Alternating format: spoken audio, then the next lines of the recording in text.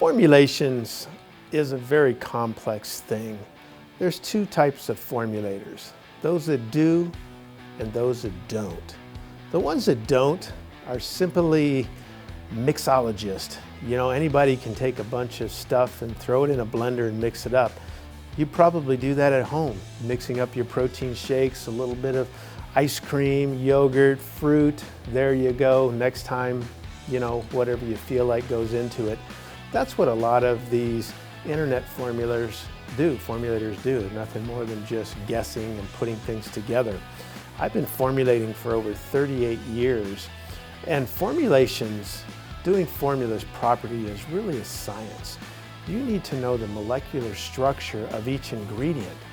You need to know the molecular weights, the particle sizes, what items work together synergistically, what items could counteract different items.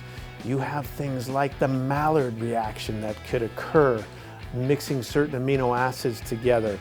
You could have clumping, not let alone, a dangerous reaction. There are times where you can mix things like bicarbonates with acids, and you remember the old baking soda and vinegar science project?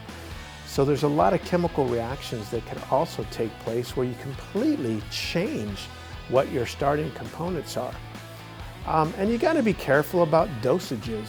Some formulators are all about therapeutic amounts. Well, that doesn't mean much when it comes to what are you trying to do? What is the outcome of the product? Take, for example, if you're formulating, or I'm formulating a pre-workout, it isn't about putting the kitchen sink in there. This guy has 10 grams of citrulline malate, I'm gonna have 15. More is not better. Your body can only absorb so much at one time. So you really have to know, what are you trying to accomplish? And then you've got to look at combining the right ingredients that will accomplish your goal.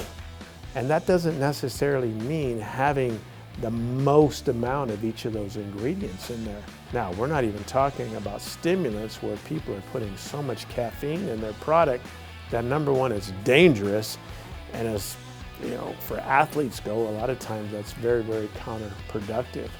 So the qualifications, well, you can go and you could get a chemistry degree, you could get a PhD in chemistry, you could have a lot of formulations experience, or you could have on-the-job experience.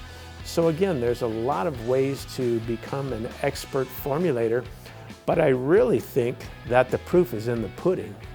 If the product is successful, you have no side effects, and people like it, I think that's what proves that you are a good, successful formulator.